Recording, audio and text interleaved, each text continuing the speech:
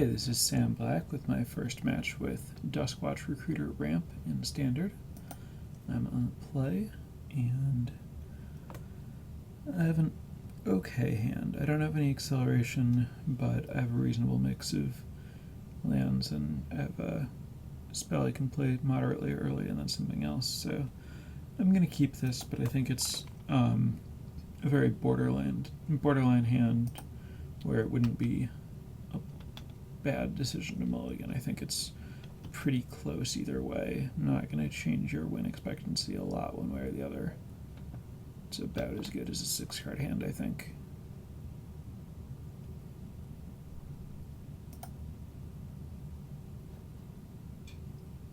And I have plenty of forests, so I'm going to get wastes here just to keep forests in my deck for Nissa's Pilgrimage. So it is possible to run out even though there are a lot of forests.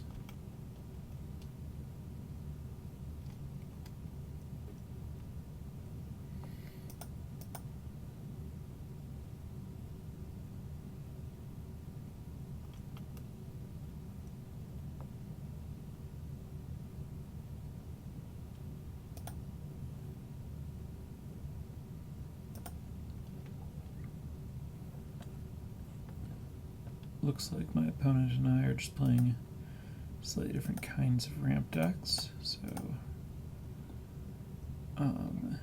in this kind of matchup I really like having the big creatures.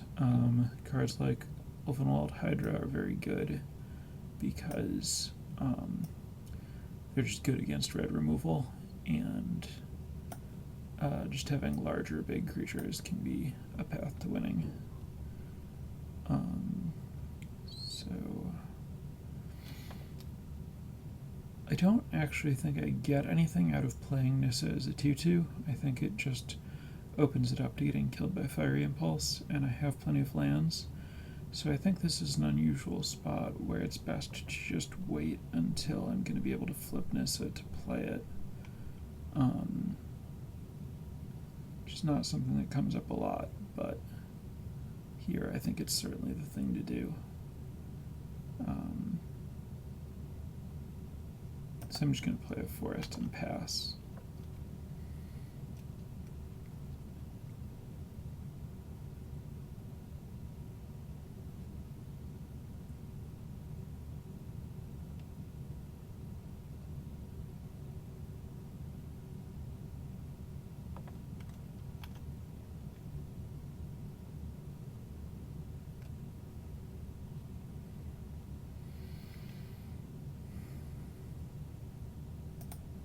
Now here, on this turn, it would make a little bit of sense to play Nissa because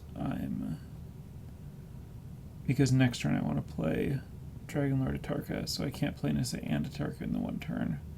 Also, this is a turn where my opponent wants to play a big spell, which means that taking time off to answer Nissa would be inconvenient. Most likely my opponent's going to play Worldbreaker, in which case I won't be able to flip Nissa or cast Dragonlord Atarka, but if I draw a ramp spell, then I'll be able to flip Nissa. So I think it's worth playing Nissa here.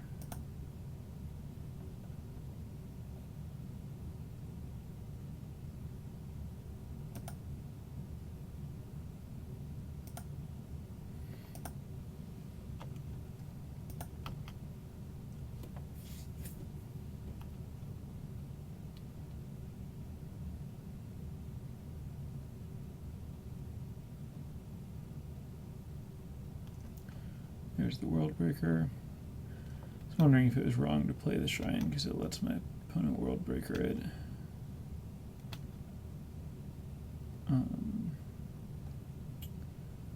So here I'm just going to play a forest and pass.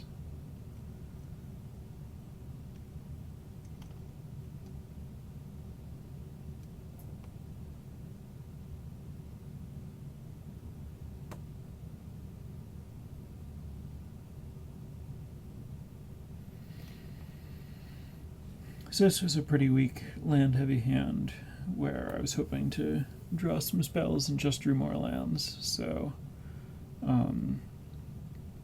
I think this is a substantially below average performance. But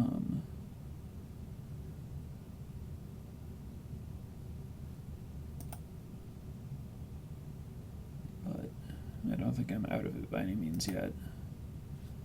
That's interesting. So I'm going to take a lot of damage here, but then I should get to flip Nissa and play Atarka and kill Chandra. So it's not that bad.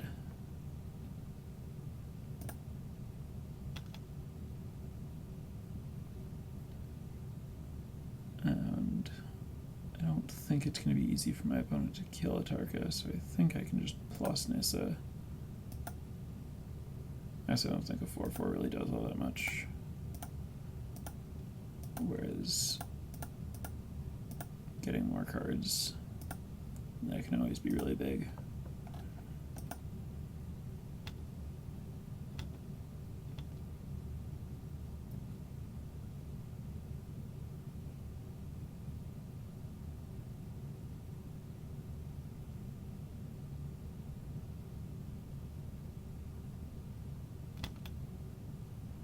That'll presumably kill my Nissa.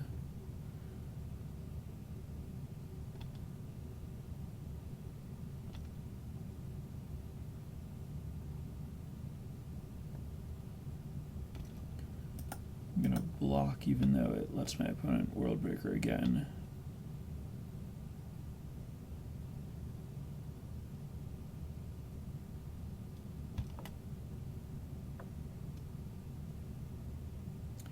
Alright, so I thought that was just about getting to buy back Worldbreaker, but it was actually about killing Atarka, but that's fine because I have backups.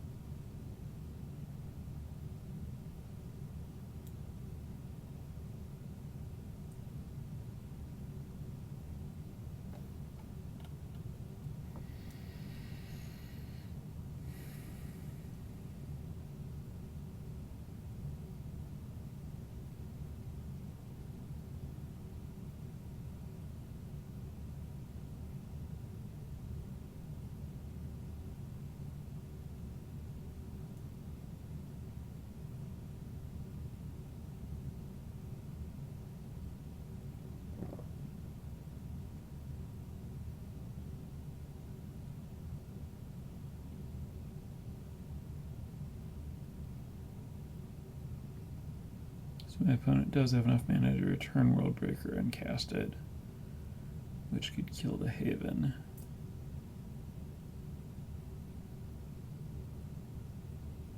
And that's just assuming that they don't have anything better to do in hand.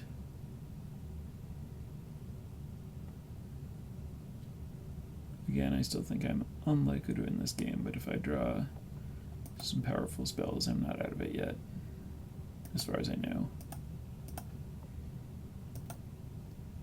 Certainly can't take that and go to 1.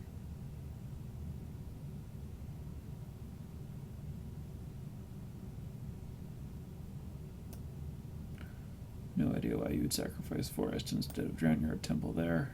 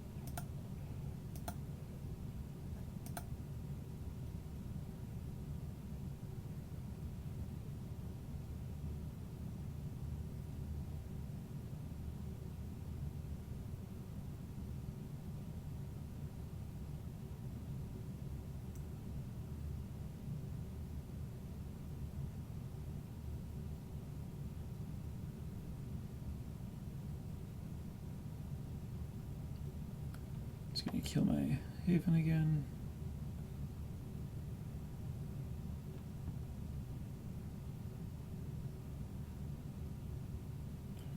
If I draw a blocker, I can potentially just Rogue's Passage in. Yeah, alright. So what we're going to do here is cast this.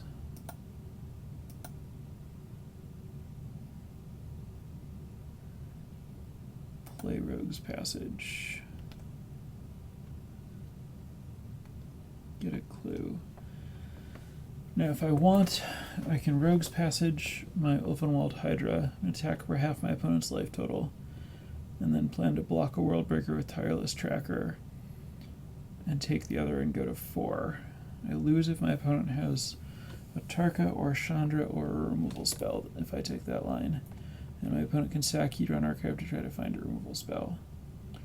So that sounds pretty bad, actually. So what I'm going to do is I'm going to sacrifice the clue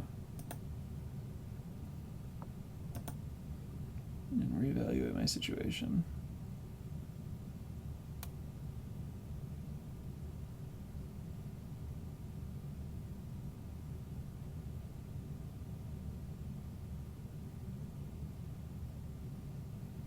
Looks like my opponent probably has a removal spell.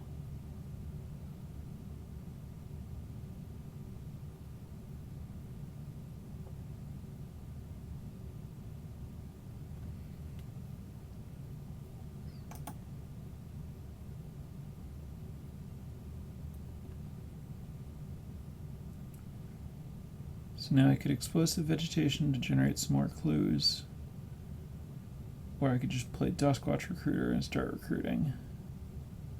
I do like the idea of having another body in play.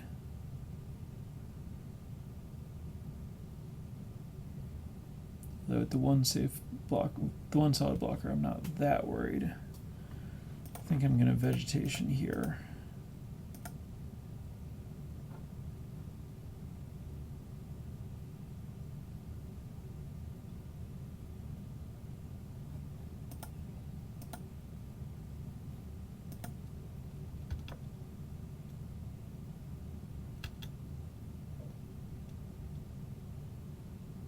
I have a couple more clues. And let's see, if my opponent plays Chandra and attacks with everything, block, takes 6, that's not lethal. So I don't have to play Duskwatch Recruiter to survive Chandra, so I think I'm just going to pass and sacrifice a clue.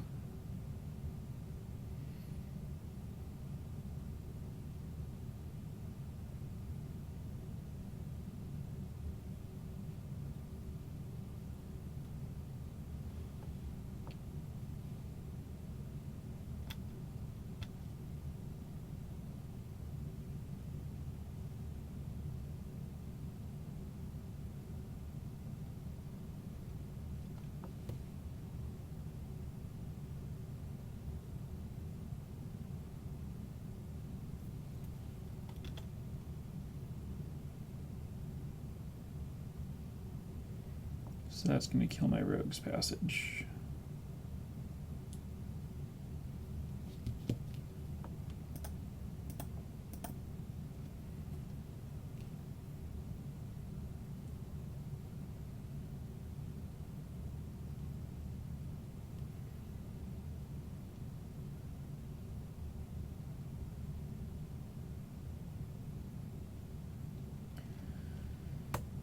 So let's just get more mana.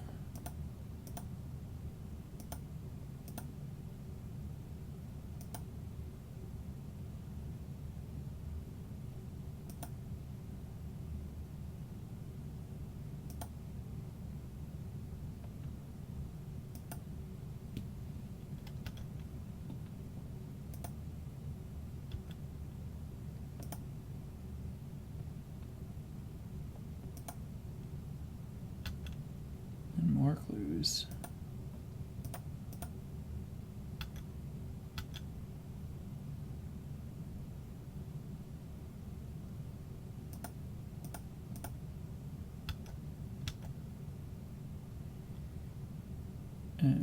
we're building toward just overpowering. I think I just play the advocate here. And I think it's close as to whether I want to attack here.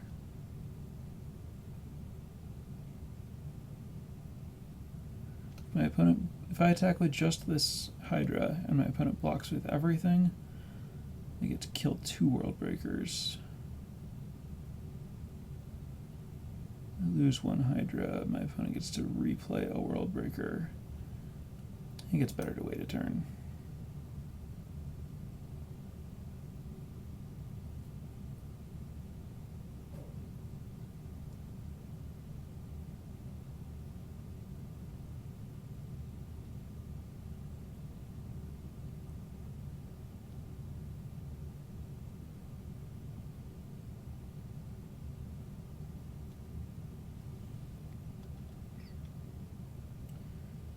Alright, let's start by playing a forest, generating a clue, cast Oath of Nissa. Ideally, the best thing that can happen is finding Ulamog.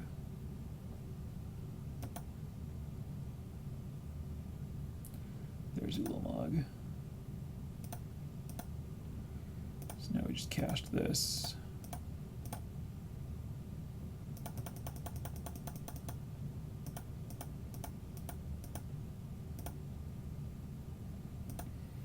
Let's just get rid of a couple World Breakers.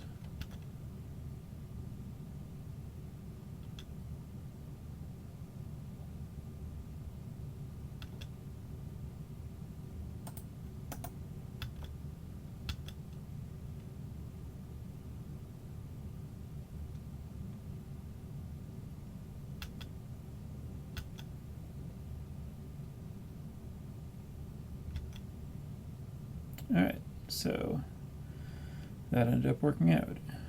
My start wasn't great, but the Hydras really pulled their weight. So in this spot, I'm basically looking to trim some of this mid-range stuff and just really focus on the big hitters and some disruption for my opponent's big stuff. Maybe I need to cut the some Duskwatches, just give myself maximum chances to naturally draw this big stuff.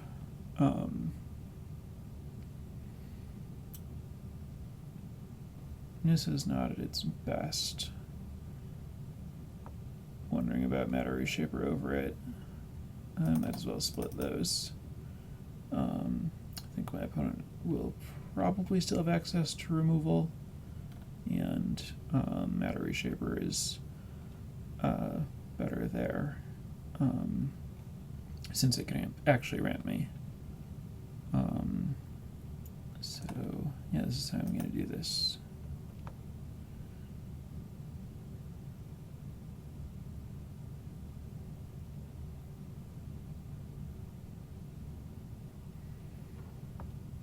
This looks pretty good.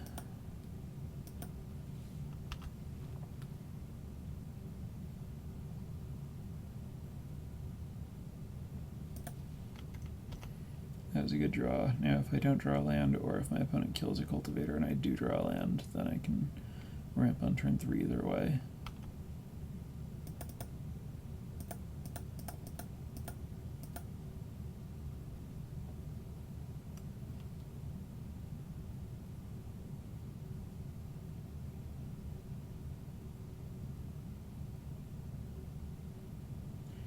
It's interesting that I board away from Tireless Tracker while my opponent boards Tireless Tracker in.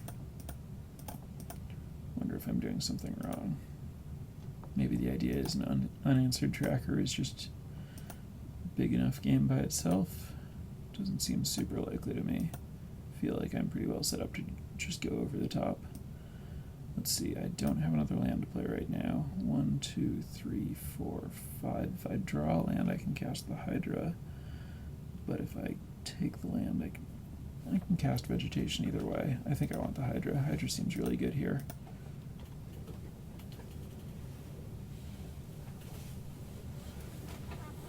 worst case scenario, I just vegetation and then Hydra the next turn.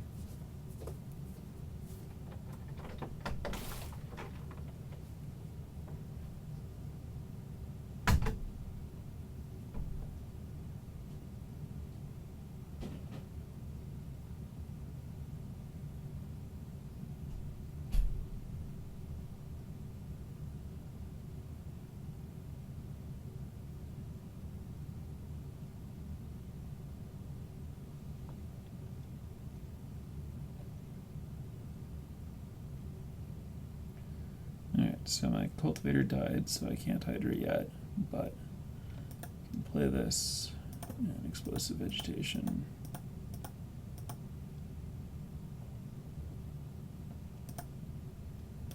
Get my non-forests.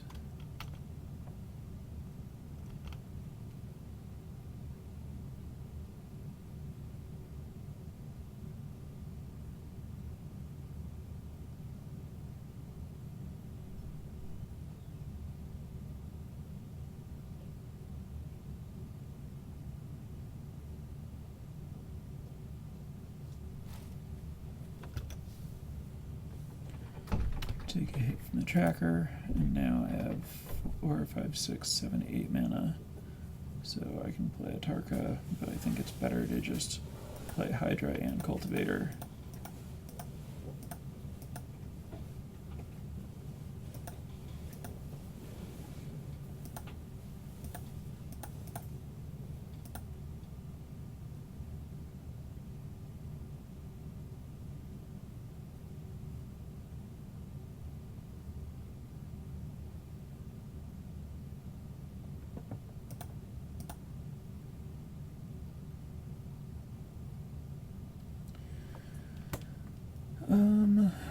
Let's see, 1, 2, 3, 4, 5, 6, 7, 8, 9, 10. I guess I don't need this thing.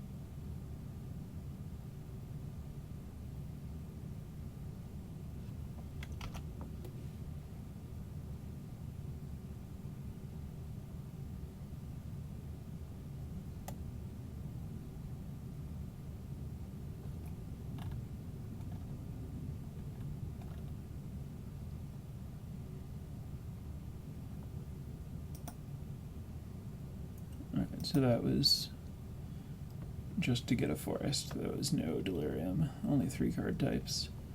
So, yeah, I think this was likely representative of how this matchup is usually going to go. Basically, the fact that my opponent has cards like Fiery Temper and Draconic Roar and Fall of the Titan means that they just have a lot of slots dedicated to cards that don't really matter. And I just have extra giant green creatures and giant colorless creatures that the red removal doesn't answer.